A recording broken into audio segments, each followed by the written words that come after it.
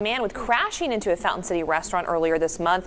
He originally told police he was a passenger in the car. Nearly 3 years of hard work does pay off tomorrow in Knoxville when the Broadway Viaduct Bridge is receiving a new grant to help it fight food waste. Yeah, it's worth over $300,000 and will help the Institute of Agriculture keep food out of landfill. You can see it continues to tick. Of course, kickoff again 7 p.m. So we want to have some fun with you. Today's big game day. And we will be on campus live at 5 at 4 across the river there with a great view of Neyland Stadium in the background. Looking forward to it. It's the season home opener, certainly.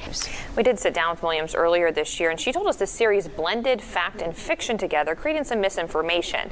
In the series, Rachel says she comes off as kind of a clueless New Yorker who enjoys the luxury life of being a friend to Anna Delvey. And welcome back. Typically, Todd has a field day making fun of groundhogs.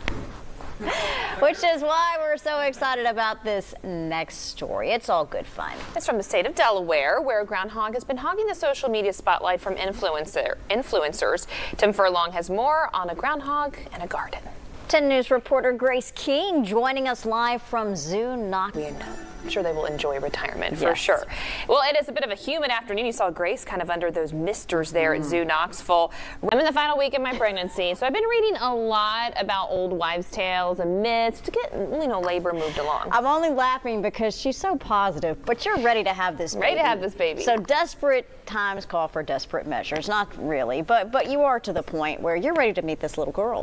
So her to come out. Let's talk about one of the myths today. You see her. I took a little local trip to Italian restaurant Savelli's, got some of their good, tastes like chicken. Probably the first time I've ever had a eggplant parmesan. So we're going to see what happened. A wall of eggplant babies, like all the babies that have been born after women go and order from their restaurant. So it all started from this little family restaurant in Georgia, and now it's kind of blown up on the internet, eggplant parmesan. Okay, the reason for concern on my face, I keep Googling how to deliver a baby. I have no clue. How long did they say before the eggplant parmesan would kick in? I think it's in Folks, don't go anywhere. We may have a baby live on the air. Yeah, eggplant baby.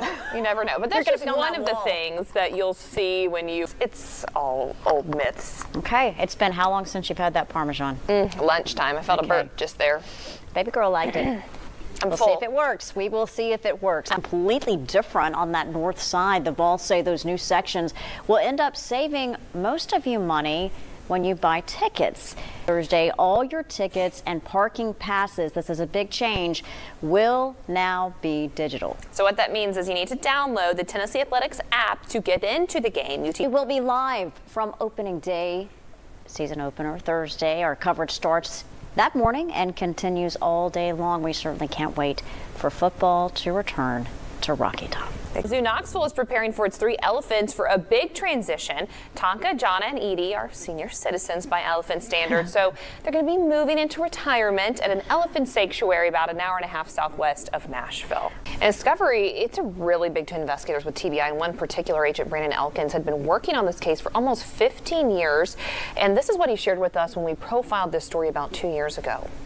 And while she now has a name, that's just one piece of the mystery. Investigators do believe her death involved foul play, and now they are seeking answers to her death and how she ended up in Campbell County. If you have any information, you can call 1-800-TBI-FIND. Renowned anthropologist is known for creating the Body Farm at the University of Tennessee. And he already did some celebrating.